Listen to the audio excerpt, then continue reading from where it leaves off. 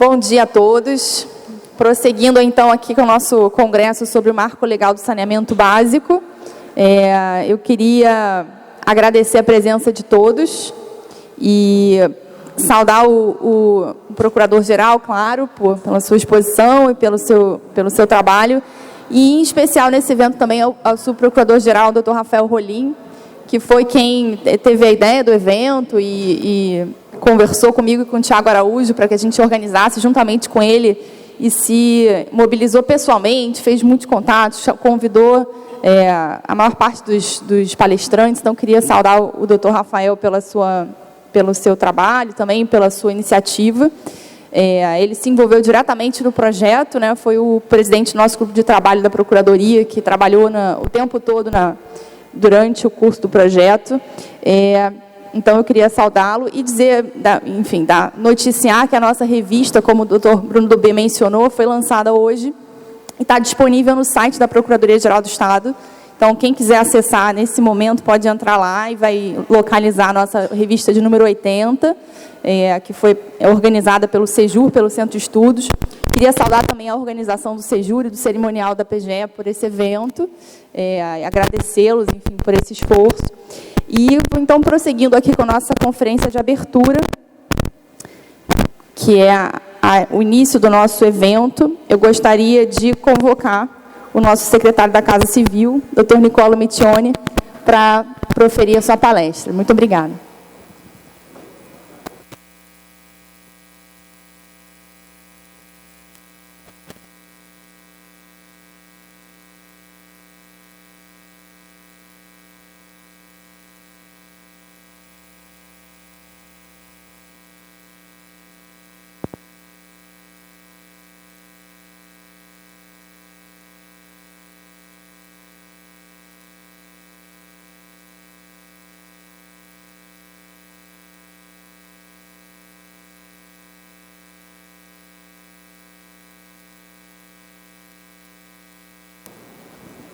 Bom dia a todos. Bom, cumprimentar primeiro nosso senador Portinho, retribuindo, senador, garanto aqui, já foi tudo bem dito aqui pelo nosso governador, mas, de fato, um dos parlamentares mais brilhantes do nosso país hoje. A lista de projetos já relatados, aprovados, ou de algum modo que tiveram o seu trabalho, da sua assessoria nos últimos 2 anos e meio, tempo curto, 1 ano e meio. Assim, diz muito sobre o que o Rio ainda vai ganhar e o Brasil vai ganhar com o trabalho do senador nos próximos 4 anos. SAF, que é a lei das novas empresas de futebol no país, o marco das startups, recentemente agora o marco legal das eólicas offshore, né, seu e do senador Jean Paul Prats, que passa agora para a Câmara, mas que deverá trazer muito desenvolvimento para o Rio de Janeiro. Então, enfim, nosso agradecimento pela parceria, pelo trabalho que o senhor tem desenvolvido pelo país. Cumprimentar e agradecer ao doutor Bruno Dubê pelo convite, pela realização deste evento. A gente aprende, doutor Bruno, que andar de mãos dadas com a Procuradoria-Geral do Estado do Rio de Janeiro é o melhor instrumento de governança que um gestor público no Rio pode ter. Nós vamos ter nossas divergências, nós vamos ter nossas convergências, mas quando homens públicos dão-se as mãos com princípios de boa-fé, da correção administrativa e de uma entrega de uma política pública correta, os resultados aparecem. Então, assim, meu agradecimento especial. Hoje eu completo exatamente 2 anos, não na Casa Civil. Eu tenho uma semana a menos, mais 2 anos que o governador me liga, no dia 12 de setembro de 2020, fazendo o convite para a Casa Civil. Hoje se completa exatamente 2 anos. E eu pedi um tempo para pensar. E ele brincou, eu disse, não, está resolvido. Eu disse, não, preciso pensar realmente. E aí levou mais uns 4, 5 dias e algumas reuniões. Mas exatamente 2 anos hoje. E ontem eu conversava com uma pessoa que, naquela época, num grupo de família, disse assim: tomara que não dê certo a sua cessão para o Estado, porque é muito perigoso. E ontem, por coincidência, ele estava aqui no Rio de Janeiro, por questões de Rock in Rio, e ele disse assim: poxa, falei aquela coisa, aquele dia, 2 anos atrás, ou sei lá quanto tempo, espero que você não tenha entendido mal. Eu disse: não, eu entendi mal, sim. E entendi mal porque eu acho que a gente não pode se furtar a assumir funções com o propósito de fazer o correto. E o Brasil, e o Estado do Rio de Janeiro em especial, enfrentou muitos problemas, muito na lógica de que os bons, ou aqueles bem-intencionados, com receio, com outras prioridades, e a gente entende as prioridades, mas se nós deixarmos a gestão do Estado na mão só daqueles que não têm melhor opção, a gente não vai ter um Estado grande. E o Rio de Janeiro, como bem colocou o governador Cláudio Castro, ele não só hoje é um exemplo nesse marco, nesse setor, e aí eu vou quebrando um pouco aqui a fala, mas a gente tem um setor que tinha acabado de ser aprovado no Congresso, relatoria do nosso senador Tasso Gereissati, um grande homem público que veio de um grande grupo de empresas, se elegeu governador, abdicou, voltou, ou seja, não era aquele que precisava ir para a vida política para fazer política, era aquele homem do privado que foi para a vida política, que voltou, ou seja, o que bem colocou o senador Portinho, que o privado e o público, quando juntos, nessa parceria, traz governança para um lado, para o outro. E o Rio de Janeiro, naquele momento, apenas 3 meses depois da aprovação do Marco Legal do Saneamento, foi o primeiro Estado a conseguir destravar. E eu vou falar um pouco disso mais à frente, mas a gente está falando no Rio de Janeiro tendo dobrado de imediato a participação do privado em todo o setor. Parabenizar aqui a doutora Nathalie Giordano pela organização do evento, doutor Rafael Rolim, vou falar muito do doutor Rafael já, Rafael Menezes, presidente da Genersa, os Rafaels estão em maioria agora, não mais os Lucianos. Fábio Abraão não está aqui. Leonardo Soares e Bianchini, faço aqui a referência da doutora Tatiana, pela Águas do Rio, nos cumprimentos iniciais. A gente tem hoje, nesse processo, o Fábio chegou aqui, pronto, um dos responsáveis aqui por esse processo, doutor Fábio Abraão.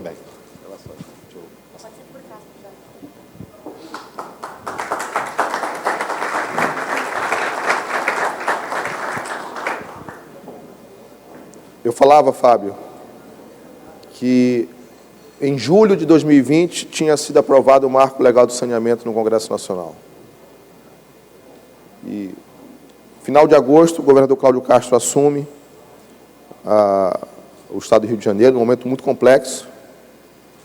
Ele sempre faz questão de referir isso. Há uma semana de vencimento do regime de recuperação fiscal, brilhantemente defendido pela Procuradoria. Eu acho que você tem que incluir, doutor Bruno, nos marcos que você citou, de grandes ações, grandes defesas da Procuradoria, o ingresso do Estado no regime de recuperação fiscal, porque isso vai trazer sustentabilidade para o Estado para os próximos 20 anos, fundamental. Sem a Procuradoria, sem o papel da Fazenda, obviamente, isso não teria ocorrido, principalmente agora, mais recentemente, junto ao Supremo Tribunal Federal.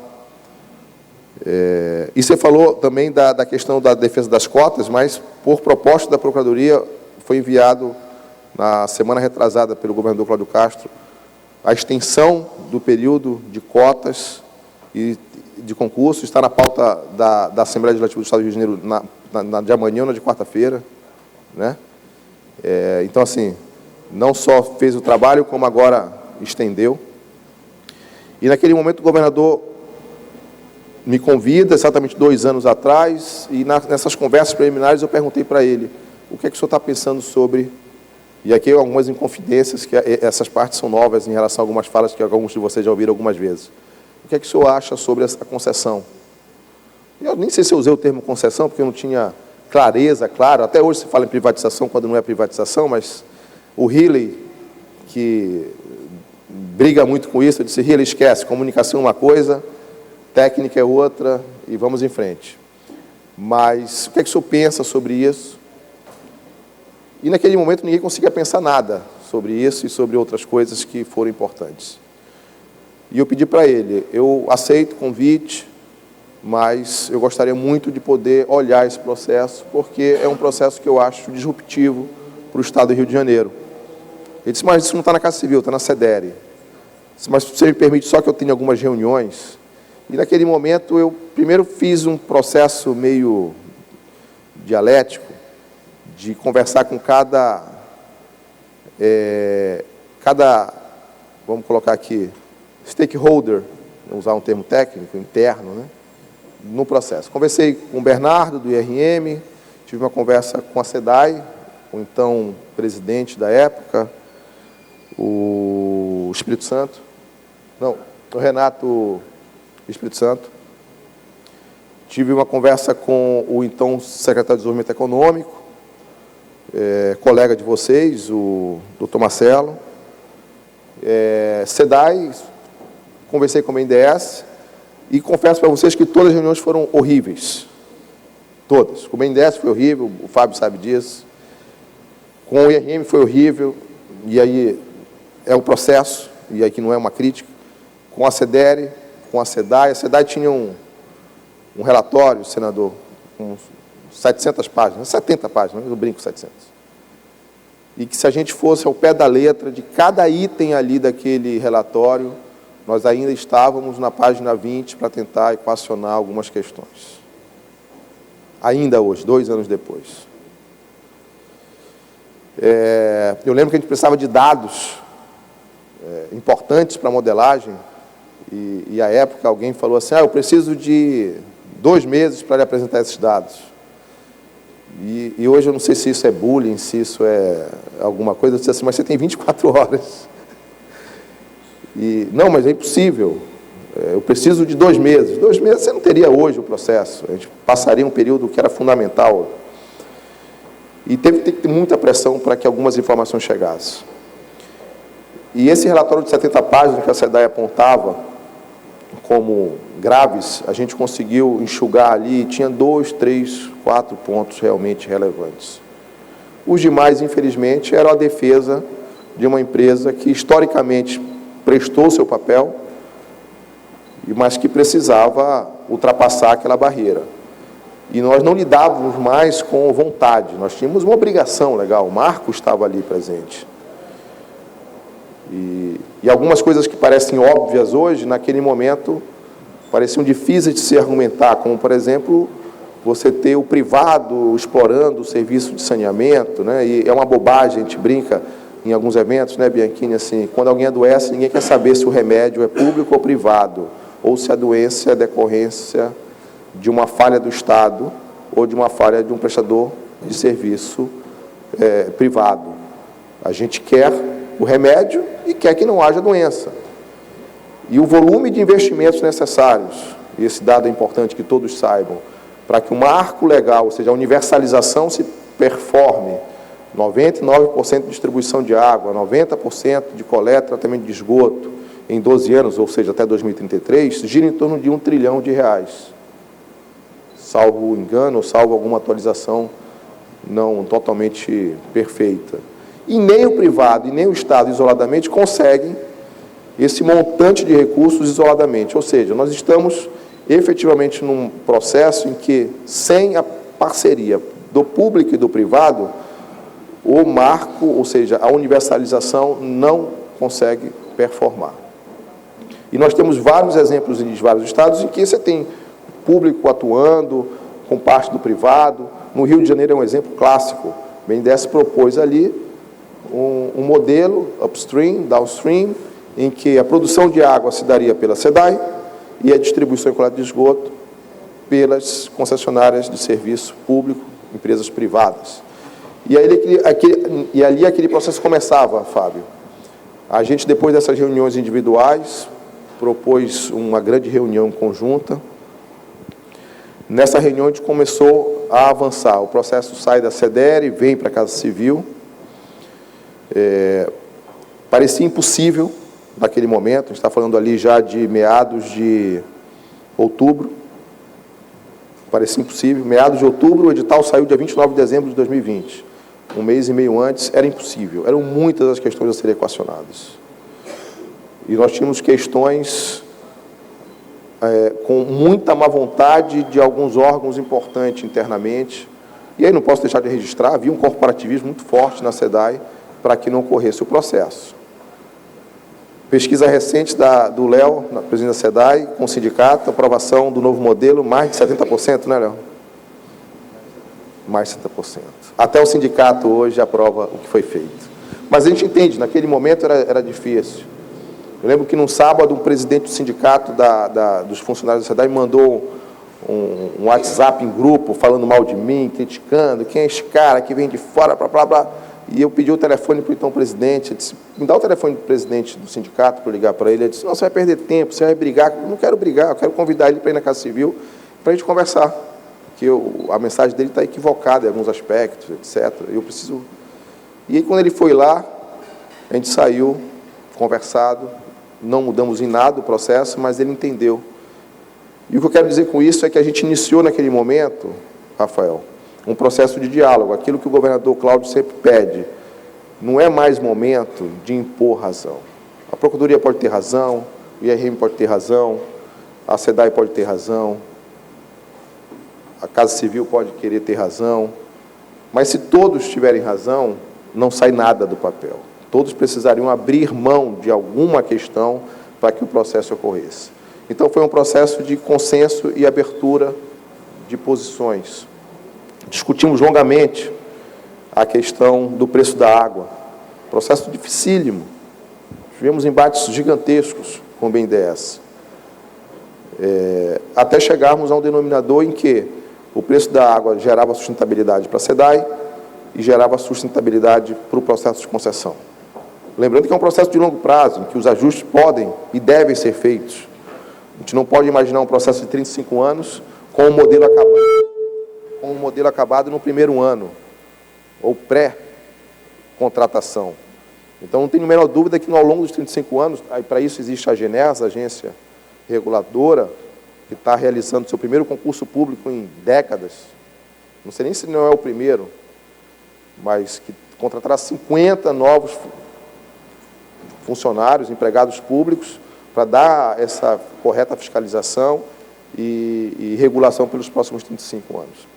Então, a gente tinha ali pontos importantes a serem superados, e eu diria que até na véspera do lançamento do edital, o edital foi lançado dia 29 de dezembro, os embates eram gigantes. Alguns só contados em livros daqui a 10 anos, por respeito a todos, mas todos querendo o bem. Era incrível como a gente tinha discussões acaloradas, mas todos querendo o mesmo processo. E como a gente aprende, quando todos querem a mesma coisa, mas sem dialogar, a gente não chega a lugar nenhum. Enfim, dia 29 de dezembro lançamos o edital. Passamos pelo Conselho de Administração e Diretoria da SEDAI. Eu lembro que o Fábio me fez uma pergunta, foi aprovado na terça-feira, doutor Sérgio, presidente do Conselho de Administração da SEDAI, pessoa brilhante, que ajudou muito no processo, está lá até hoje. Acho que foi numa terça-feira que foi aprovado o modelo no Conselho, terça ou quarta. Na sexta-feira, alguém me pergunta, assim, quantos votos o Estado tem no Conselho? Eu disse, não sei. Eu disse, ué, como não sabe? Vocês chegaram, vocês não trocaram o Conselho da SEDAI? Não, não trocamos o Conselho da SEDAI. Nós vamos apresentar a modelagem na próxima segunda-feira, como fizemos, numa reunião longa, e aí vamos apresentar a diretoria, porque estava concluindo, a diretoria vai aprovar ou não, o Conselho vai aprovar ou não. Eu disse, ué, mas se não aprovar, não vai ter. Não, se não aprovar, não vai ter. E fomos eu, o governador Riley, assessor especial da Casa Civil, apresentar a diretoria inicialmente e depois ao Conselho de Administração da SEDAI. O modelo foi aprovado pela diretoria da SEDAI e foi submetido ao Conselho, que aprovou por 9-2, com participação de defesa brilhante do Dr. Rafael Rolim. Esse processo não existiria sem duas pessoas, eu não posso deixar de registrar, óbvio. Você tem a coordenação máxima do governador, você tem o papel do Bruno, você tem o meu papel, do BNDES, dos escritórios que participaram, mas sem o Rafael Rolim e o Riley, o Rafael como peça-chave, não só da PGE, como representante da PGE no Conselho de Administração da SEDAI, e o Riley como técnico, esse processo não teria ocorrido. Então, assim, a eles o meu agradecimento é eterno. Eu acho que a eles o Rio vai agradecer muito por muitos anos, porque muito que a gente vai estar falando aqui, vocês vão estar falando nos próximos, neste e amanhã, é disruptivo e vai ter impacto em gerações, né? Eu acho que o Rio de Janeiro ainda não comprou exatamente a ideia do que vai acontecer, do que está acontecendo. Esse laboratório vivo do maior projeto socioambiental em curso no mundo hoje, sem dúvida alguma. E eu brinco que a gente tem um hábito construtivo, ruim às vezes, de falar mal de si próprio, mas eu percebo às vezes que esse processo é muito mais elogiado às vezes fora do Rio de Janeiro do que no Rio de Janeiro.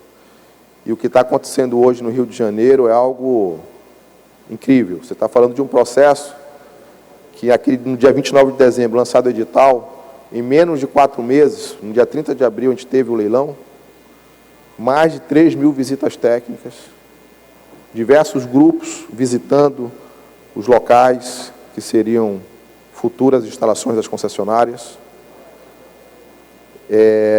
Um processo ocorrido no meio de uma pandemia. Algumas pessoas questionavam, vocês não vão adiar o leilão porque há fundos que querem participar ou a empresa quer participar, mas não sabem exatamente como isso vai acontecer no meio de uma pandemia. Isso nem passou pela cabeça. As visitas técnicas ocorreram, nunca houve um questionamento sobre nenhuma das mais de 3 mil visitas técnicas. A gente elaborou mais de 500 perguntas previamente ao edital, antevendo questionamentos, e o edital não sofreu uma retificação relevante, senão ajustes de vírgula ou erros materiais, mantido o prazo do dia 30 de abril do leilão. Algumas ações, obviamente, iam ser intentadas. Eu lembro que eu encontrei o secretário especial Carlos da Costa, num jantar em São Paulo, 2 meses antes do processo. E eu brincava com eles, Carlos, a gente vai fazer um grande leilão. Ele brincou assim, vai ser adiado. É normal ser adiado. Você não sabe como é isso. Eu disse, não, vai ser no prazo. E eu brincava com ele assim, vocês não fizeram nada relevante ainda lá na Secretaria de Administração do Ministério da Economia. A gente vai fazer aqui junto com o BNDES. Vai ser adiado. Depois que saiu, eu liguei para ele estava presente no dia lá, você falou mesmo que não ia ser adiado. A Procuradoria defendeu de maneira brilhante. Primeiro no TRT, com absoluta tranquilidade. Depois, houve ação de sindicato, esclarecido. Na véspera do leilão, nós tivemos aquele grande embate com a Alerj, absolutamente normal no processo democrático. A Alerj discutindo a suspensão do leilão em função de uma discussão que não tinha nada a ver com o leilão em si, era com o regime de recuperação fiscal, o ingresso do Estado no regime de recuperação fiscal, sem exigências que o Ministério da Economia queria fazer. Então, efetivamente, queria colocar ali como uma espécie de barreira para que o ingresso fosse mais facilitado. E a gente colocou bem claro de que a gente não poderia usar essa concessão que era tão cara e tão importante para o futuro do Estado como uma moeda de troca em relação a outro item. A gente iniciava ali um processo novo no Estado de não usar moedas de trocas, fazer o que é correto nesse processo, independente do resultado no outro. Tivemos que perder lá porque cedemos aqui, que seja, isso faz parte do processo. A Alerj aprova um decreto suspendendo o leilão, a Procuradoria traz a correta interpretação de que aquele decreto não tinha valor jurídico, uma crise institucional se instala, tem aquele filme 5 Dias que Abalaram o Mundo, né, da crise da Baía dos Porcos, né, na época da gestão do presidente Kennedy em Cuba, né, naquela crise, né, dá para falar que teve 48 horas que quase abalam o Rio de Janeiro aqui, e que teve a Procuradoria um papel fundamental. Às 10 da manhã do leilão, a gente tem uma liminar que suspende o decreto, mas que efetivamente não tinha valor, mas era importante. As propostas já tinham sido apresentadas 2 dias antes, e é importante que se entenda que as propostas são apresentadas antes da data do leilão. O leilão ocorreu numa sexta-feira, as propostas foram apresentadas na terça-feira. E para todos os blocos, então não teve nenhum bloco deserto. Houve o bloco 3 foi o Bianchini lá presente, colocou tanto dinheiro nos blocos 1 e 4, que tirou a proposta apresentada já naquele momento, né? Fez um péssimo negócio, porque depois o bloco 3 teve o dobro do preço e eles não foram vencedores porque tiraram a proposta. A gente teve a informação, depois do leilão ter ocorrido, que as empresas conversavam entre si para dizer assim, caraca, ninguém sabia o que apresentar de valor, porque em propostas, em leilões desse montante, dessa natureza, grandes empresas, normalmente assim, você vai mais em qual? Porque ninguém quer deixar muito dinheiro na mesa.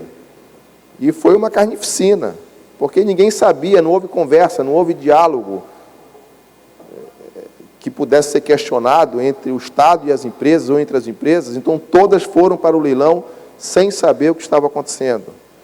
E isso garantiu uma governança para o leilão, uma legitimidade e uma moralidade para o leilão, que passados quase 2 anos do edital, 30 de abril o leilão, 1º de agosto os contratos assinados, 1º de novembro entra em operação os blocos 1 e 4 com Águas do Rio, 7 de fevereiro entra em operação de 21 bloco 2, 29 de dezembro de 21, o bloco 3 é leiloado novamente na B3, com ingresso de mais municípios. Assinado o contrato em março pela Águas do Brasil e já início de operação no último mês de agosto pela Águas do Brasil. Todos os marcos absolutamente cumpridos, sem uma data descumprida. Sem um questionamento de nenhuma das empresas, vencedoras ou perdedoras. Isso no Rio de Janeiro, no meio de uma pandemia, que não atingiu só o Rio, mas o mundo todo. E aí algumas empresas, eu brinco, tiveram que ir para o board de alguns fundos internacionais e dizer assim, isso é uma alegoria, óbvio, disse, olha, vamos bidar, vamos participar de um leilão lá no Rio de Janeiro, e esse leilão é importante, e certamente eu, se fosse conselheiro da administração desse fundo, e 3 grandes fundos vieram, né, de IC, na Águas do Rio, a EGEA, teve fundos canadenses na Iguá, eu acho que Águas do Brasil não entrou depois a 20, né? E certamente perguntaria, vocês vão apresentar proposta em qual estado, em qual país? Assim, no Brasil, no Rio de Janeiro. Eu disse, e o cenário político institucional é tranquilo? Eu disse, é tranquilo. Um governador acabou de ser afastado, estamos numa pandemia, os governadores anteriores não foram afastados por outras questões, e é um novo governo que apresentou uma modelagem de um marco que acabou de ser aprovado e ainda está em discussão no Supremo alguns pontos do marco. Aí disse, não, então está tranquilo, pode dobrar a oferta em bilhões de reais, que a gente confia plenamente nessa situação. E assim foi autorizado. Isso foi autorizado certamente porque eles olharam a modelagem, construída a 8 mãos aqui, BNDES, consultoria, Casa Civil, IRM, Procuradoria. Então, a gente percebe hoje já que o modelo ele foi estressado naquele momento para que as empresas pudessem participar naquele dia 30 de abril de 21 no leilão com absoluta clareza das regras, com aquelas 70 e poucas páginas da SEDAI com questionamentos esclarecidos, com confiança de que havia um pacto federativo respeitado, o Estado, municípios. O Estado fez questão, junto com a Procuradoria, de equacionar todas as questões pendentes que havia com alguns municípios. Isso era fundamental. O Estado cedeu boa parte de sua outorga para que houvesse a estabilização do processo e não houvesse discussões futuras que pudessem trazer qualquer tipo de questionamento para o processo. Falo em especial do município do Rio de Janeiro. levou todas as questões da governança para o Conselho Deliberativo do IRM, não trocou um conselheiro no Conselho de Administração da cidade que pudesse colocar em questionamento que o processo tinha sido aprovado com absoluta tranquilidade. Estou falando de conselheiros nomeados na gestão anterior do governador Cláudio Castro. Então, é um processo que ele se inicia de maneira correta. E quando algo se inicia de maneira correta, com respeito às regras, com respeito à liturgia de algumas questões, ele pode seguir de maneira mais correta. Não significa que ele vai ser perfeito. Não significa que a gente não tenha reuniões quase que diárias com SEDAI, com Procuradoria, com Águas do Brasil, Águas do Rio, Iguá, sobre questões envolvendo um ponto ou outro do contrato. Que a Genesa ainda não vá se debruçar sobre questões que podem gerar um ou outro questionamento. Serão 35 anos em que a gente vai ter um processo em construção, porque é assim que se faz um processo dessa natureza, construindo soluções e não imaginando que tudo vai estar pronto de antemão. Porque aí uma frase que eu posso colocar, o ótimo vai ser inimigo do bom, sim. A busca pela perfeição na gestão pública, muito provavelmente, é uma grande desculpa para não se fazer nada. Se nós não buscarmos lançar ideias, editais, propostas, que vão sim ser sujeitas a críticas, que vão sim ser criticadas, impugnadas, suspensas pelo TCE, pelo Ministério Público e aperfeiçoadas, a gente não faz nada. Eu brinco com todos os conselheiros do Tribunal de Contas, falo com todos, que quando sai uma determinação TCE, a maioria, na nossa gestão, sequer foi objeto de recurso. Vem uma determinação para alterar um ponto do edital, alteremos o ponto do edital. Nós não temos compromisso nenhum com aquela cláusula, nós queremos um objeto perfectibilizado lá na frente. E é importante que o TCE olhe, e é muito bom que no estado do Rio de Janeiro, no Rio de Janeiro, é um dos poucos tribunais de contas que faz esse controle prévio dos editais. Isso é maravilhoso. É maravilhoso quando o TCE suspende um edital, eventualmente, por 3 meses, e só se libera a licitação depois de 4, 5 trocas de correspondências ajustando. É sinal de que o edital, quando lançado e executado, não se terá tantos questionamentos. Isso é ótimo para o gestor público. É muito melhor do que, daqui a 3, 4 anos, enfrentar questionamentos que poderiam ter sido feitos de antemão. E a gente conclui, então, o processo, voltando para o dia 30 de abril, em que a gente tem mais de 100% de ágio. E aí eu vou somar os 2 itens, o leilão do dia 30 de abril com o leilão do dia 29 de dezembro de 21. 25 bilhões de outorga.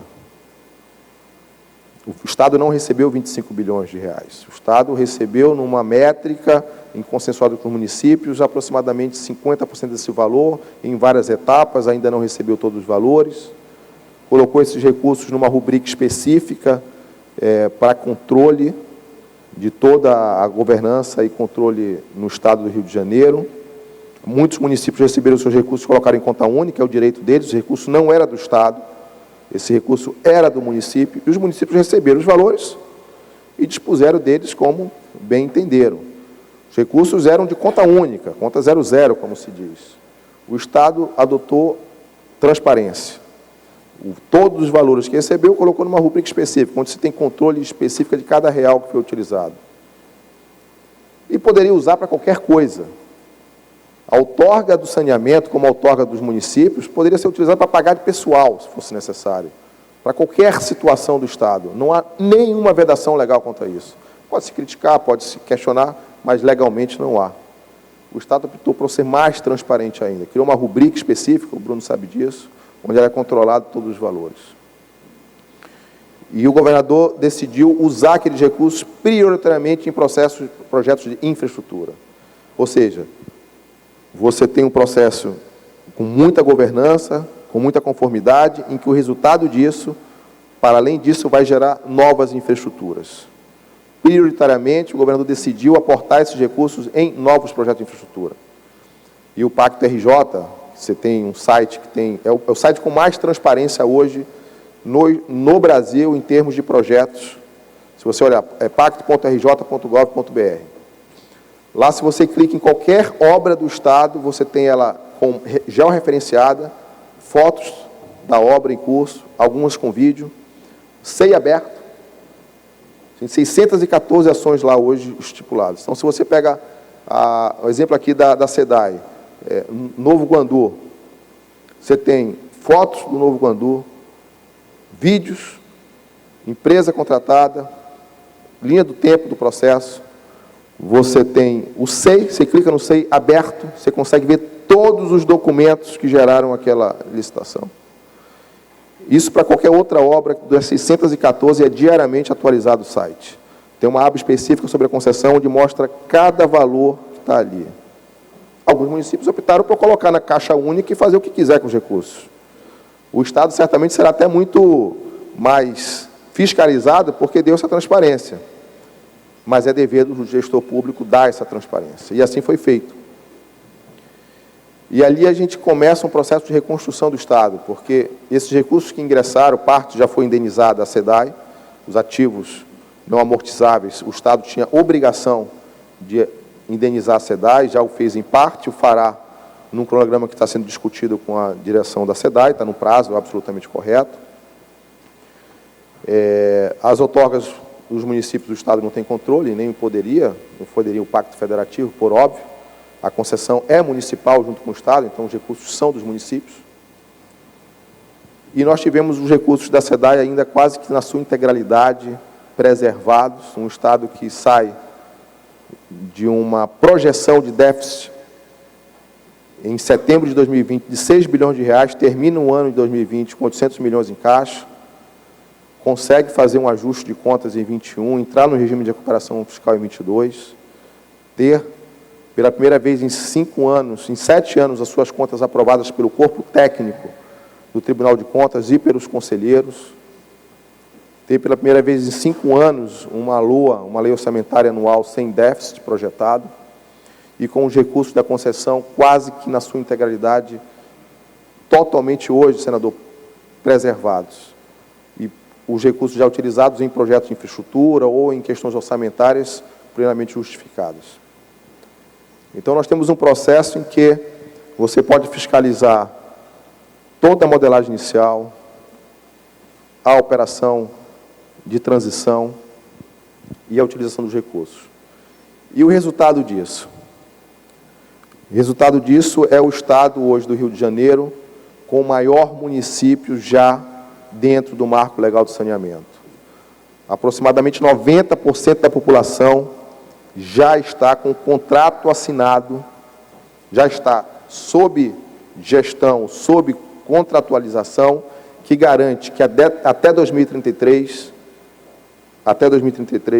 90% terá coleta e esgoto tratado e 99% com água na porta de sua casa. Certamente o Bianchini, Águas do Brasil, o Iguá, que estão aqui, vão falar um pouco mais sobre isso, e alguns depoimentos são de emocionar. A gente tem alguns depoimentos de pessoas que nunca imaginaram que ia ter água na sua torneira e em menos de um ano já com água na sua torneira. 13 milhões de pessoas diretamente beneficiadas. 13 milhões de pessoas. A população do Rio de Janeiro são 17 milhões e meio de pessoas.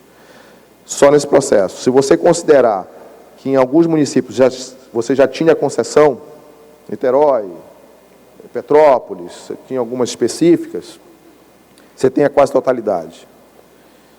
E você teve uma SEDAI, e aqui eu peço, faço uma digressão para registrar o excelente trabalho que vem se desenvolvido pelo Leonardo Soares, presidente da SEDAI, uma SEDAI que nessa transição respeitou todo o corpo funcional da SEDAI, juntamente com o nosso presidente Sérgio, do Conselho de Administração.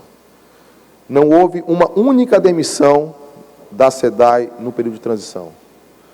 Todas foram objeto ou de desligamento voluntário por PDVs, ou dialogadas com o corpo funcional. Falava-se que a SEDAI ia fazer uma demissão em massa. Não houve uma única demissão que não tivesse sido objeto de um PDV, sem qualquer questionamento na Justiça, sequer do corpo funcional. Aderiu quem quis e quem não aderiu continua trabalhando. A SEDAI que se dizia, na época, que o Estado ia matar a última galinha dos ovos de ouro do Estado do Rio de Janeiro. Como se fosse bom ter uma empresa estatal inchada, e que prestavam péssimo serviço. A SEDAI hoje consegue vender água e ainda os municípios que não tiveram o seu processo de concessão concluído, também na área de distribuição e coleta, em parte, a SEDAI hoje, a gente não matou essa galinha, a gente engordou essa galinha, porque a SEDAI hoje vale, a referência é exponencial, porque a SEDAI não valia absolutamente nada, era uma empresa que não prestava o serviço adequadamente, nenhum dos três, vinha numa crise daquela palavra de Geosmina por 2 anos seguidos, e na nova gestão a SEDAI consegue agregar valor, iniciar obras que já prevêem o futuro da prestação de venda de água futura no Rio de Janeiro, não só a qualificação do Guandu, como já olhando o lado direito de quem olha para a Bahia, do que vai ser a necessidade hidrológica da população do lado direito da Bahia para as próximas décadas. A SEDAI já está olhando isso e já está fazendo aquilo que os engenheiros da SEDAI nos anos 60 e 70 fizeram. Lameirão, Guandu, grandes obras que hoje eu tenho dúvidas se conseguiriam ser feitas pela grandiosidade. Eu tenho sérias dúvidas se Lameirão, se Guandu seriam autorizados hoje pelos órgãos de controle ou se o Estado teria capacidade de fazê-lo. E que garantiu por décadas o abastecimento da região metropolitana. Então, são obras de engenharia absolutamente referências no mundo, feitas nos anos 60 e 70 por engenheiros da SEDAI. Então, o nosso cuidado e respeito com o corpo funcional sempre foi uma presença. E a SEDAI consegue se reconstruir hoje, Cid, já fazendo obras para o futuro, para os próximos 30, 40 anos, ou seja, não está olhando para os próximos 1 ou 2 anos, está olhando para os próximos 30 anos, que é assim como que um gestor tem que trabalhar, olhando para as próximas gerações, organizando a casa, já dando lucro no primeiro semestre de 22, com absoluto respeito ao contrato. Nós estamos falando que quando a operação entrou em vigor, em novembro, a gente teve um ajuste contratual do preço da tarifa em absoluto respeito ao contrato e à metodologia e à modelagem. Ninguém fez política para dizer não vamos aumentar a tarifa da água prevista em contrato, porque isso pode trazer algum dissabor. Todas as regras contratuais foram respeitadas e dialogadas com concessionárias, a Genersa e SEDAI. Então, a gente tem um processo, repito, 13 milhões de pessoas beneficiadas, contratualizados 32 bilhões de reais de investimentos. Nos 4 blocos estão previstos investimentos obrigatórios, esse número é importante, 32 bilhões de reais. As empresas, Águas do Rio, Águas do Brasil e Iguá, terão essa obrigação ao longo dos próximos 35 anos, boa parte dele nos primeiros 12 anos e uma parte mais considerável ainda nos primeiros 6, 7 anos, salvo engano. Isso nem começou a ser feito de maneira relevante. Imaginem o que vai ser o Rio de Janeiro quando esse volume de investimentos começar a ocorrer no Estado. São aproximadamente, segundo nossas projeções, 78 bilhões de reais em OPEX, ou seja, pagamento de salários, manutenção, etc. São 130 bilhões aproximadamente entre OPEX, CAPEX e outorga. O impacto disso, Fábio, na economia do Rio de Janeiro, a valor presente, em 35 anos, aí você tem impactos em redução, como bem colocado aqui pelo Dr. Luciano Matos, para cada X real de saneamento, você economiza Y real, isso, a métrica varia de acordo com o Instituto. Em saúde, você tem aumento da expectativa de vida, valorização de massa salarial. Um trabalhador que a média salarial de alguém que mora fora de uma região saneada, com saneamento básico, com 100 é o dobro. Então, uma pessoa que tem na sua área de convivência saneamento básico, ela tem o dobro de salário em média no mundo. Questões turísticas, questões ambientais, questões de valorização imobiliária, mais de R$1 trilhão é a nossa expectativa de impacto na economia nos próximos 35 anos. É um processo que efetivamente tem a capacidade de mudar ou virar a chave no Rio de Janeiro e que permitiu, senador Portinho, antes do processo do Rio de Janeiro ter ocorrido, só 9% de todo toda a infraestrutura de saneamento no país era privada. Era a pior infraestrutura, ainda é a pior infraestrutura de todas, considerando aeroportos, rodovias, ferrovias, enfim, telecomunicações, energia. Não é isso, Fábio? A pior infraestrutura é a de saneamento. Só 9% privados. Com o Rio de Janeiro, o mercado passou a ser 18%. A gente consegue dobrar só com o Rio de Janeiro. A partir do exemplo do Rio de Janeiro, Porto Alegre e Rio Grande do Sul, que são dois processos distintos, com o trabalho do BNDES, os outros blocos de Alagoas, que já tinha sido feita uma parte inicial de Alagoas, Amapá, 16 municípios do estado, meu estado de origem, todos foram concedidos. Você vai ter um estado com 100% e o Fábio sabe o que é a realidade de saneamento naquele estado. As pessoas moram em cima de esgoto. As pessoas moram em cima de esgoto, como moram aqui no Rio de Janeiro também. E se discutia por décadas se a SEDAI deveria ou não fazer investimento, se era público, se era privado, por que não faz isso? E as pessoas morrendo de doenças, porque moram em cima de esgoto. E a gente brincando em discutir quem tem razão. Quem tem mais razão? E a gente consegue, então, destravar esse processo, Fábio, e aí o BNDES, na gestão do presidente Montezano e na frente da diretoria de concessões, não só saneamento, diversas outras, traz para o Brasil uma oportunidade ímpar de trazer capital de fora, de estimular o capital de infraestrutura, de retirar a dependência dos investimentos para aquela concessão de crédito em projetos que efetivamente poderiam ser utilizados mais recursos privados. Quer dizer, o BNDES com o papel de estimular o capital privado, os fundos de infraestrutura, fazer alavancagem, né? Você aloca um recurso, mas você traz 3, 4 vezes mais de outros fundings. E escolher o Rio de Janeiro como... Eu sei que o de Alagoas foi o primeiro, mas assim, em termos de volume, obviamente a visibilidade do Rio de Janeiro teve muito grande, foi muito maior. A gente tem um leilão no dia 30 de abril, com todas as autoridades da República presentes, do Estado do Rio de Janeiro, que é referido em diversas conferências pelo mundo como exemplo de projeto de socioambiental modelo. A gente vai ter a Baía da Guanabara despoluída. Um jornalista do Valor Econômico me pergunta uma vez, tem muita má vontade no processo, é incrível como se tem má vontade. Eu sempre digo assim, tem contrato. Por que a Baía da Guanabara vai ser dessa vez despoluída? Ele disse simples, porque das diversas outras vezes você tinha uma promessa, agora você tem um contrato. E não é possível que uma empresa que assina um cheque de, somado aí, alguns bilhões de reais,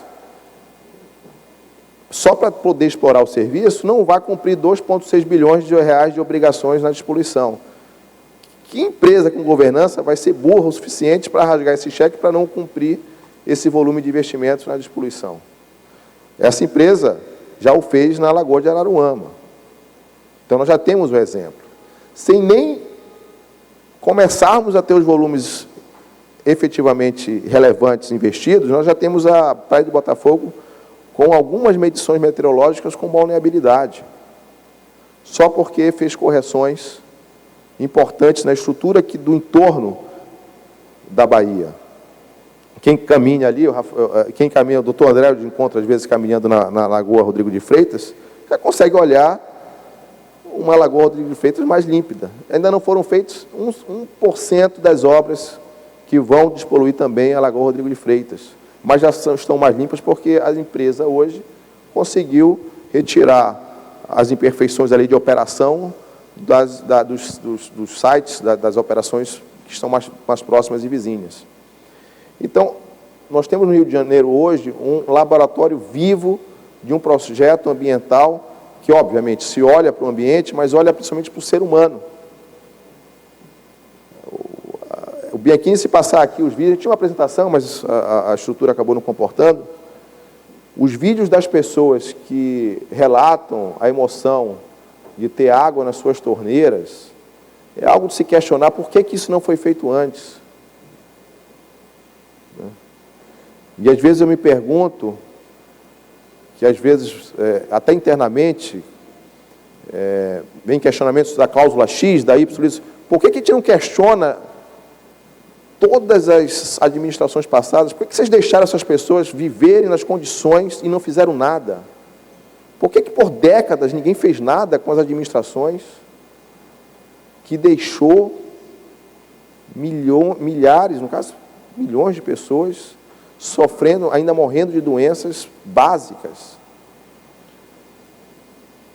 E com a imprensa, até eu tenho um diálogo, às vezes, com algum jornalista um pouco mais duro, porque é muito crítico. Isso aqui não vai acontecer. Eu disse, pelo amor de Deus, eu nunca vi você falar nada por décadas quando não era feito. Agora que está assinado um contrato, que há um prazo para se fazer alguma coisa, você questionar que talvez não vá ser feito. Talvez não vá ser feito, quando já está sendo feito. Aí as empresas mandam os vídeos da despoluição, dos processos acontecendo, eu mando para eles, não há uma resposta.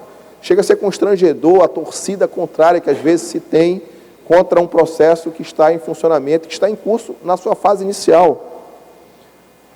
Tem alguns, em especial, que não conseguem dar uma notícia boa sobre o processo, embora receba todos os briefings, todos os vídeos. Mas, assim, é incrível a nossa capacidade, às vezes, de conseguir criticar aquilo que está não só sendo bem feito, como ainda em curso. Porque a gente só tem 1 ano de operação e mais 34 em curso com os investimentos a serem feitos. Então, assim, repetindo, serão 2,6 bilhões de reais só na Baía de Guanabara. São 250 milhões no Complexo Laguna Barra, Jacarepaguá. E algumas pessoas perguntam, mas não vai ser suficiente 250 milhões de reais. O governador já garantiu, se for necessário 1 bilhão, ele vai aportar mais 750 milhões. Até porque, lembrando, alguns processos não excluem as responsabilidades do município e Estado de suas competências básicas. A despoluição, por exemplo, do Complexo Laguna Barra, Jacarepaguá, senador, não implica isenção de responsabilidade do município do Rio de Janeiro e do Estado em alguns itens. O município do Rio continua responsável por algumas questões, o Estado continua responsável por outra, e foi alocado um plus no valor da outorga, no valor dos investimentos para aquele fim. Então, a gente percebe ainda que parece que alguns municípios quiseram se isentar de responsabilidade. Não, agora é tudo das concessionárias. Isso não é uma realidade. Os municípios continuam responsáveis por questões, competências constitucionais, nas questões das lagoas, o Estado idem, e estamos conversando para que tudo seja feito no seu tempo. Essa revolução no Estado, que é uma revolução, como já disse, ambiental, de emprego, de trazer o Estado, trazendo o Estado de volta para manchetes nas páginas de economia e de sustentabilidade, que há muito tempo estava perdida. E, repito, um Estado que estava no meio de um caos político, econômico, financeiro, uma tempestade perfeita. Né? E talvez hoje a gente tenda a olhar o Rio de Janeiro e fazer grande lupa em grandes problemas, mas a gente começa a olhar o Rio de Janeiro hoje com os mesmos problemas dos demais estados. A gente deixou de ser o Rio de Janeiro por si só, como aquele estado que só era problema, como o Rio de Janeiro, que, como São Paulo, como outros estados da federação, tem seus problemas. Tem seus problemas de segurança pública, tem seus problemas de geração de emprego, tem seus problemas na área de desenvolvimento econômico, mas eles começam a voltar a ser muito similares a outros estados da federação. Um estado que, com só esse processo, vai trazer mais de 20 mil empregos diretos e indiretos. Qual processo de parceria público-privada que agrega 20, 25 mil empregos para um estado de maneira tão célere, gente? Reabrimos a Dutra nas duas sentidos. A gente trouxe 2 empresas que tinham sede em São Paulo que passam a ter sede no Rio de Janeiro. Águas do Brasil se instala aqui no Porto, maravilha. Contrata pessoas que trabalham ali na comunidade da Providência, ali do lado. Você vai no prédio das empresas, centenas, milhares de novos trabalhadores. Toda uma lógica de infraestrutura sendo movimentada, igual na Barra da Tijuca. Serão 6 bilhões de reais para despoluir todos esses itens, serão mais de 2 bilhões só na bacia do Rio Guandu. E mais a obra que a SEDAI tem feito, eu recomendo que todos visitem essa grande obra, dá para se ver no site, é algo espetacular. Isso vai garantir qualidade da água pelos próximos anos. Nós já não tivemos o episódio de Geosmina nesse ano. Isso se faz com gestão. E aí, Léo, parabéns demais a você, a sua diretoria, ao Conselho de Administração e ao Corpo Funcional por ter feito isso, ao CID, diretor jurídico da SEDAI, desta Procuradoria-Geral do Estado. Eu estava conversando ali ao pé do ouvido com o Bruno. Como a SEDAI é outra SEDAI hoje, uma SEDAI que dá resultado, faz investimentos, consegue ser respeitada, ganhar prêmios. Em menos de 2 anos, a gente tem uma SEDAI que era objeto de crítica diária pelos órgãos de controle, pela imprensa, pela população, para ser uma empresa hoje que já se começa a falar sobre alocação privada de capital, IPO, trazendo elementos que a gente nunca imaginaria que a SEDAI, aquela galinha dos ovos de ouro, segundo alguns, né? Mas a gente sabe que esses ovos e esses ouros não eram para a população, e que hoje consegue ser uma empresa com governança, ainda possivelmente com muita coisa para melhorar, mas num processo de construção. Esse é um grande ponto. Quando a gente fala aqui de alguns acertos, a gente fala em construção. Se quiser fazer uma fotografia e quiser apontar ainda os erros, a gente vai, ainda que com acerto, ser parcial, a meu juízo, porque se não relativizarmos o que era a SEDAI, o que era a gestão, a gente não vai conseguir permitir que essa melhoria e esse processo continue. A gente tem um processo, e aqui eu cito alguns números importantes que estariam na apresentação, já me encaminhando para o fim, 1 bilhão e 800 milhões de reais que vão ser investidos, no mínimo, em comunidades, em áreas não urbanizadas. Isso não significa que será só 1 bilhão e 800 milhões. É que, no mínimo, 1 bilhão e 800 milhões, na modelagem, foi previsto como necessário. Se for mais, muito provavelmente, as empresas farão, porque a gente está num modelo diferente de outras concessões realizadas no Brasil na última década, em que o resultado das empresas não se dará pelas obras, em que se confundia, tecnicamente falando, o prestador de serviço com o EPCista, aquele que constrói e aquele que presta o serviço. E a gente tem exemplos clássicos de mau sucesso disso com o Galeão aqui, onde a empresa que ganha a operação ganha muito mais dinheiro com a obra do que com a prestação de serviço. E aconteceu o que aconteceu. A devolução por um excesso de investimento desnecessário, em uma operação ruim. Obviamente, sendo remodelada, sendo rediscutida, mas um processo que a gente sabe onde termina. A prestação de serviços é onde se terá o retorno dos investimentos pelas concessionárias. E só se terá retorno e pagamento de tarifa pela população se a torneira estiver caindo água. Então, a gente conseguiu colocar para as concessionárias uma pegadinha que só ganha a população. Só paga a conta de água quem tem água na sua porta e esgoto. Ou seja, as empresas só lucram se efetivamente prestarem o serviço. É uma relação de ganha-ganha. O Estado reduz sua capacidade de investimento, as empresas têm seu retorno absolutamente dentro de mercado.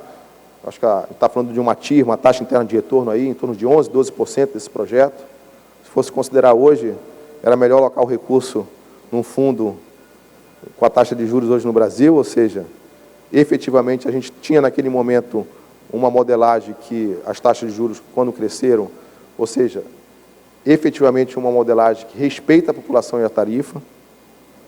A tarifa social, que era de 0,5%, ou seja, 0,5% da população atendida pela SEDAI pagava a tarifa social, só na modelagem é previsto 5%. Os dados das concessionárias mostram que isso deve chegar a 10%. Ou seja, a universalização não vai trazer dificuldade para muitas famílias que não poderiam pagar, porque elas terão um enquadramento em tarifa social, ou seja, com um subsídio natural que tem que ocorrer em políticas públicas dessa natureza. Alguns itens aqui estou repassando, mas já passou, já falaram. Nós temos uma quantidade de municípios hoje atendidas, quase dos 92 municípios do Rio de Janeiro, acho que 79, né, Léo, já estão atendidos pelo marco. Você tem um mapa muito legal, você deve falar sobre isso.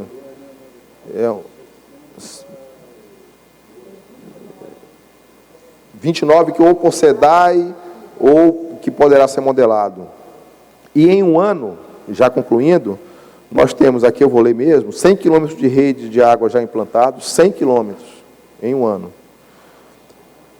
Quase 1.000 toneladas de resíduos na limpeza do cinturão que regole esgoto na Zona Sul.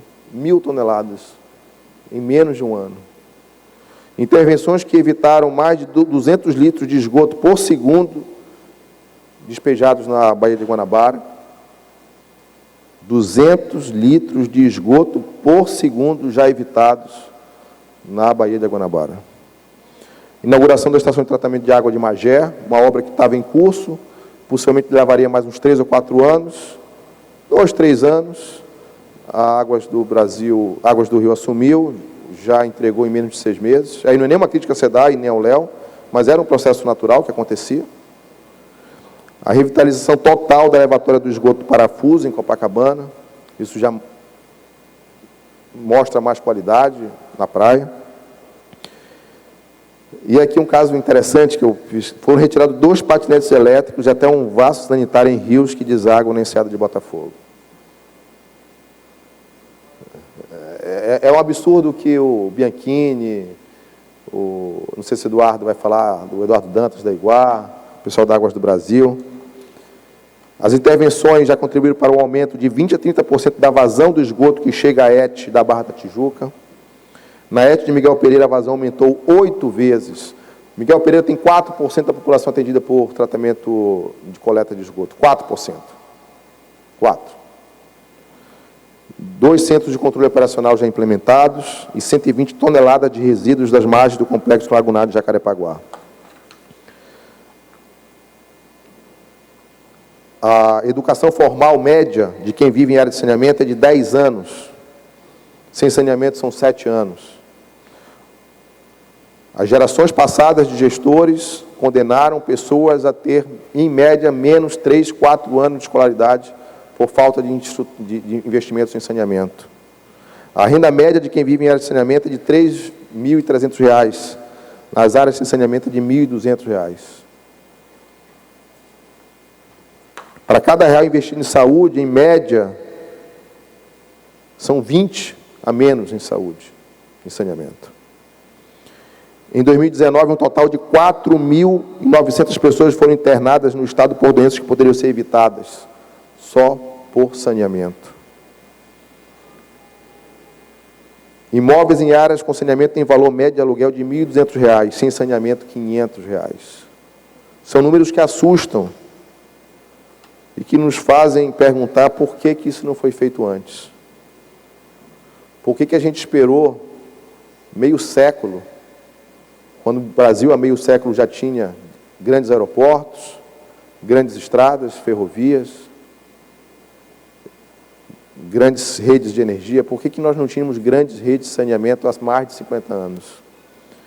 E esse processo iniciado no Congresso Nacional, no Parlamento Brasileiro, executado pela administração indireta do Executivo Federal na modelagem do BNDES, executado pelo Executivo Estadual em parceria com os órgãos de assessoramento e órgãos da região metropolitana com os municípios, Pacto Federativo respeitado, com a assessoria da Procuradoria-Geral do Estado, com a governança da agência reguladora, com respeito à SEDAI enquanto Sociedade de Economia Mista, com participação do Estado no seu capital, mas que se preserva, com diálogo com o Ministério Público, com diálogo com o Legislativo e com o Judiciário e com o Tribunal de Contas, vai permitir que mais dignidade seja levada a essas pessoas.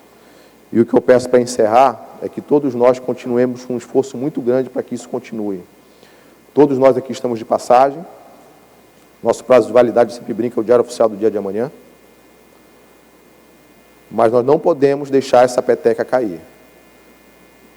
Os ajustes que forem necessários, eles precisam ser discutidos, dialogados pelos atuais e futuros gestores nos próximos 35 anos.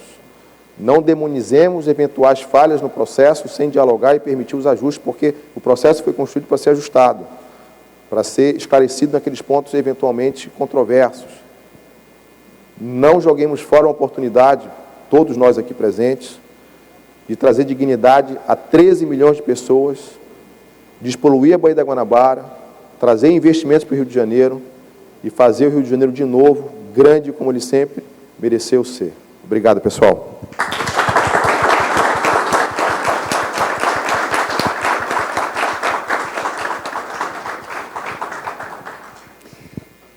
Obrigada, secretário Nicola, pela sua exposição. Queria convidar todos a permanecer, que a gente vai continuar incontinentes, aqueles que puderem permanecer. A gente está passando ao secretário aqui o certificado de participação dele no evento.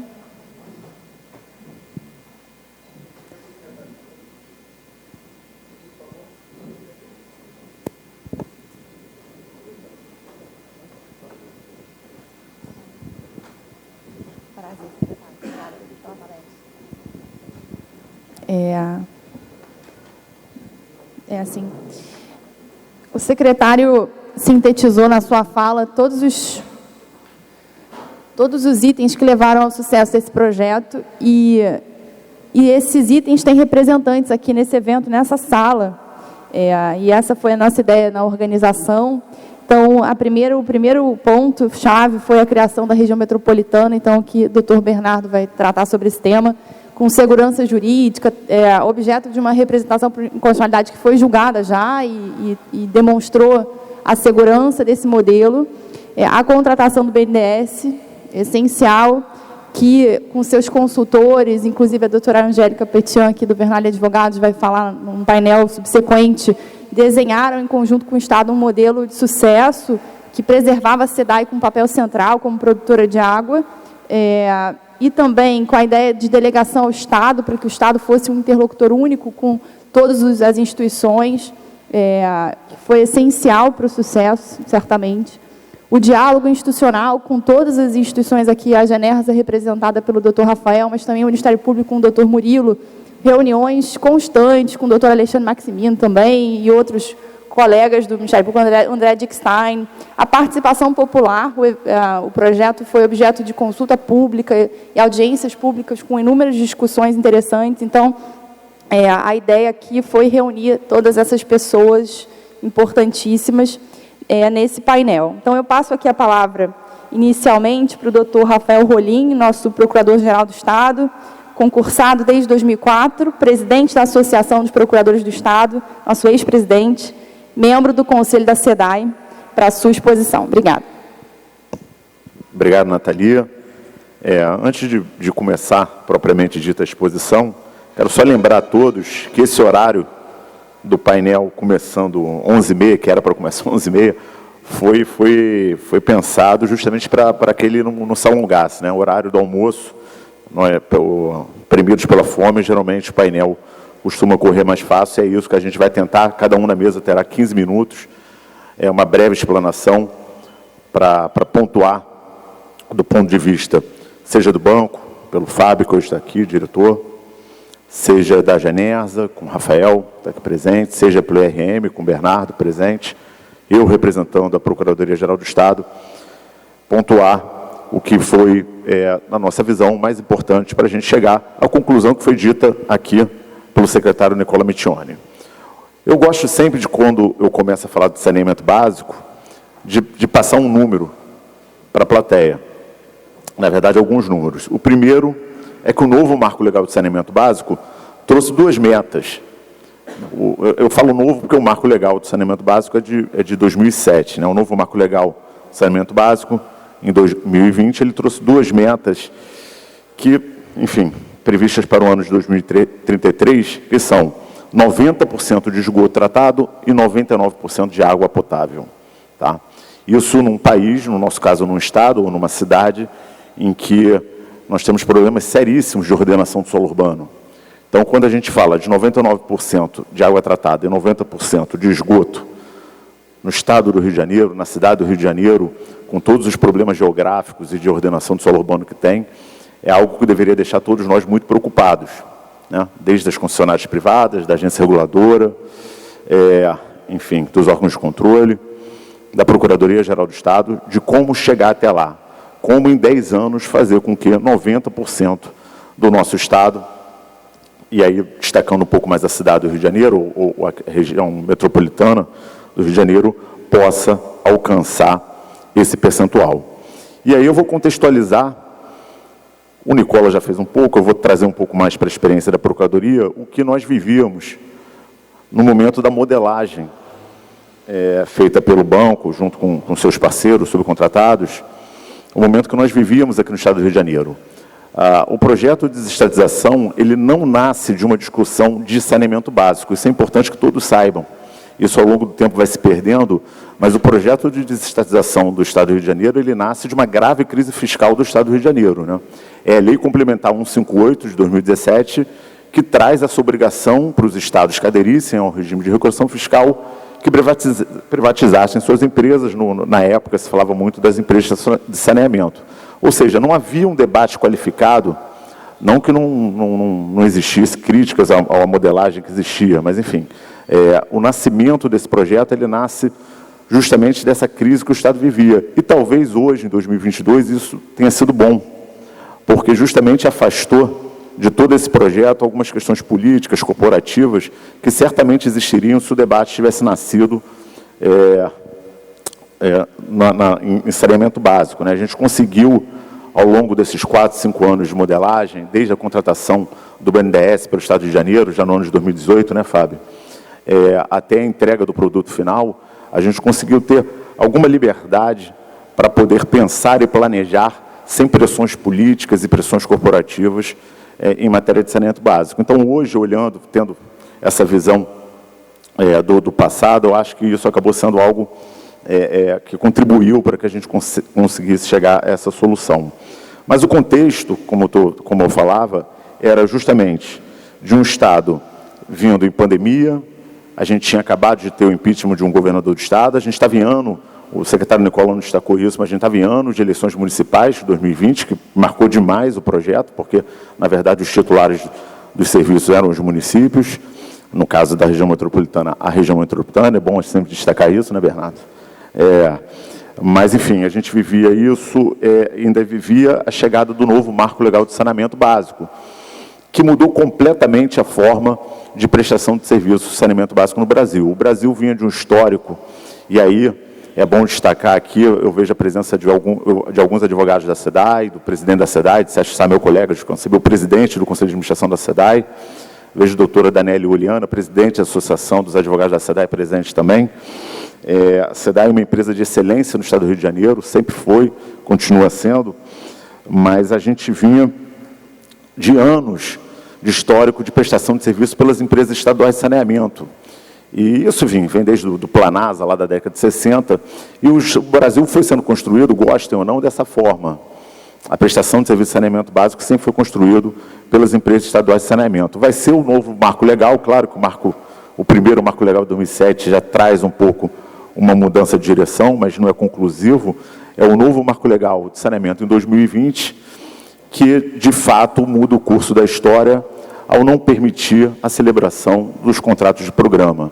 E essa é uma grande questão, acredito que teremos um painel amanhã, acredito que o professor Mário Engler vai tratar sobre o tema, mas essa é a grande mudança de direção que eu vejo em 2020, que faz com que o BNDES, que então planejava todo esse processo, tenha que se debruçar novamente sobre tudo que já tinha sido feito para tentar adequar essa modelagem ao novo marco legal que trouxe uma nova diretriz para o país. E aí entra um pouco o papel da Procuradoria-Geral do Estado. Eu sempre que trato desse projeto, eu costumo dizer que a Procuradoria sempre trabalhou com 3 vetores. Primeiro, segurança jurídica. A busca sempre foi pela segurança jurídica do processo. Segundo ponto, ampla participação de todos os atores envolvidos. E terceiro, estabilização. A necessidade de prover para os próximos anos que todo aquele projeto, toda aquela construção, aquela engenharia jurídica, econômica que foi feita, ela pudesse ficar de pé. O projeto até aqui, foi feita muita coisa, muitos já falaram, muitos vão falar do que foi feito até aqui, mas eu sempre brinco, é apenas o ponto de partida, não é o ponto de chegada. Agora que a gente começa a discutir, a ter uma estrada de 35 anos pela frente, de construir soluções tanto para as concessionárias privadas, tanto para as agências reguladoras, o IRM, enfim, para todos os atores envolvidos, de como a gente vai conseguir botar esse projeto, que na maquete é muito bonito, mas que na prática a gente vai se vivenciar com situações inusitadas ou talvez não tão programadas. Eu me recordo de um artigo recente do Bianchini, estava no editorial do Globo, salvo engano, né, em que ele destacava uma preocupação, um aumento da provisão de devedores duvidosos da companhia, e é natural que isso aconteça. Na nossa visão, a gente tinha uma leitura e conclamava, afinal, a sociedade para um pacto em torno do saneamento básico. E é um pouco disso que a gente está fazendo hoje aqui, com esse congresso. É tentar escutar todos os atores envolvidos. Vamos falar procuradores, vamos falar promotores de justiça, defensores públicos, as concessionárias privadas. Na regulação vai falar a Genesa, o procurador-geral da Genesa, Marcos Vinícius, que nos prestigia aqui também, vai falar. Nós teremos a Ana presente aqui para falar um pouco das normas de referência em matéria de saneamento básico. Teremos também um painel destinado à questão de investimentos, enfim, com pessoas do mercado. É justamente a gente permitir, na Procuradoria-Geral do Estado, o que a gente fez no momento da modelagem, escutar todos, e não apenas um lado. Porque se não escutarmos o que pensam as concessionárias privadas, o que pensa a nossa agência reguladora, o que pensa a ANA em matéria de saneamento básico para todo o país, certamente a gente vai ter uma dificuldade enorme de construir esse caminho nos próximos 35 anos. E o primeiro ponto que eu destaco em matéria de planejamento da PGE, dessa ampla participação, foi justamente ter ouvidos, não só nas audiências públicas que foram realizadas, aqui eu destaco o papel da Nathalie na promoção dessas audiências públicas, do nosso grande decano do nosso grupo de trabalho, Werneck, não sei se o Werneck está presente aqui, mas também uma participação fundamental nas audiências públicas que foram realizadas ao longo desse projeto, saber escutar quais são os problemas de fato que existem, né? Ser pragmático na condução dos problemas. E se a gente olhar hoje o caderno de encargos de concessão, você tem vários TACs que foram firmados com o Ministério Público Estadual, o Ministério Público Federal, que estão presentes ali naqueles cadernos no caderno de encargo da concessão. Ou seja, você tira do edital e do contrato aquela ideia de uma peça em tese e consegue trazer um pouco mais da realidade da prestação de serviço de saneamento básico.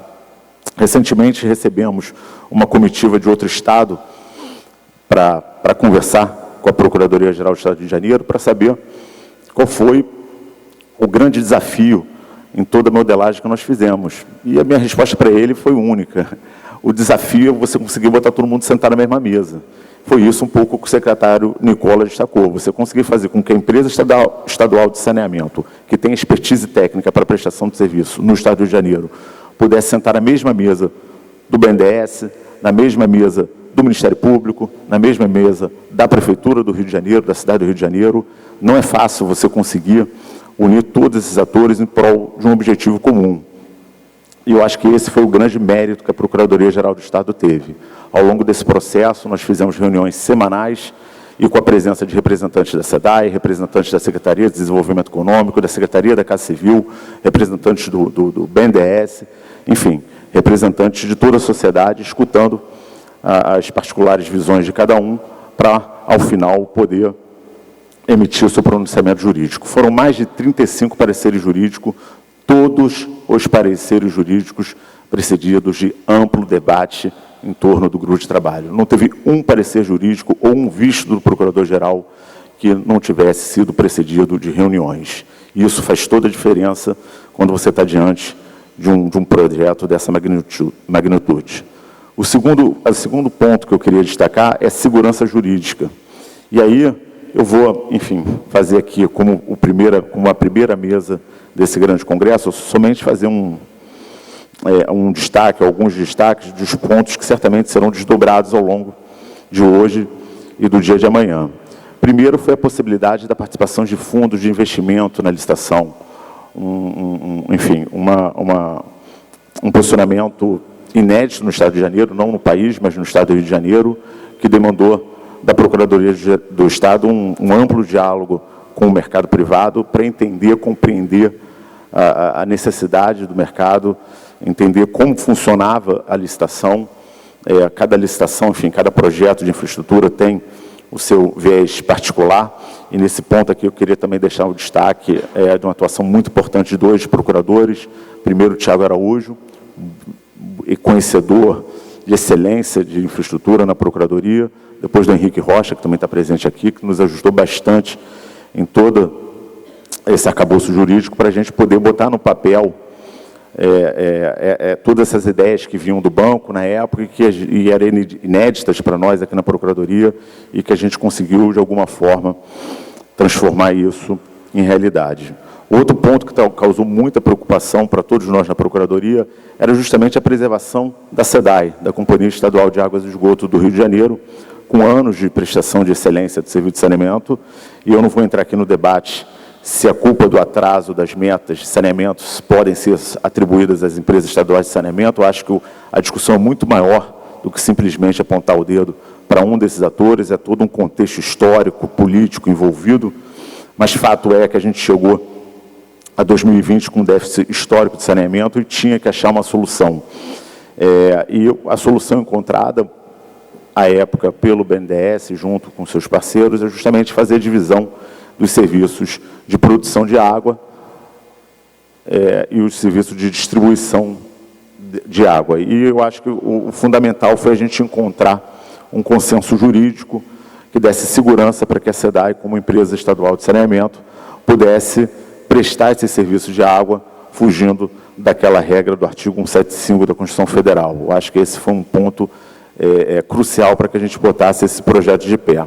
E o terceiro ponto é a estabilização do projeto, e isso é o que nos traz hoje aqui, propriamente dito, porque o objetivo desse congresso, ainda que a gente intitule como Congresso do Marco Legal de Saneamento Básico, é justamente construir essa estrada ao longo dos próximos 35 anos. A ideia é que esse congresso seja anual, que de ano em ano todos os atores envolvidos sentem, pode ser na Procuradoria, pode ser em outra sede, mas para tratar do que está acontecendo e do que a gente pode melhorar e até onde a gente pode chegar.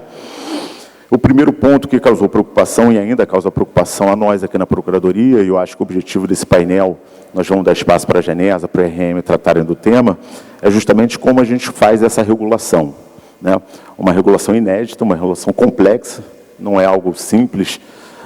Às vezes a gente vê comparações com outras concessões, não dá para comparar o tamanho da concessão que nós temos hoje no Rio de Janeiro com os blocos 1, 2, 3 e 4, com as concessões atuais. Claro que a gente pode pegar bons exemplos, mas foge um pouco do alcance do que foi feito até hoje, mas sem uma regulação forte, eficiente, com a participação de todos, esse projeto não fica de pé e nós sabemos disso, o Estado do Rio de Janeiro sabe disso. Eu acho que esse é o primeiro ponto para a gente conseguir avançar, reconhecer as nossas deficiências e saber como a gente pode avançar para conseguir chegar no ideal. Outro ponto que traz muita preocupação, mas que nós avançamos muito ao longo dos anos, justamente foi a governança da região federativa.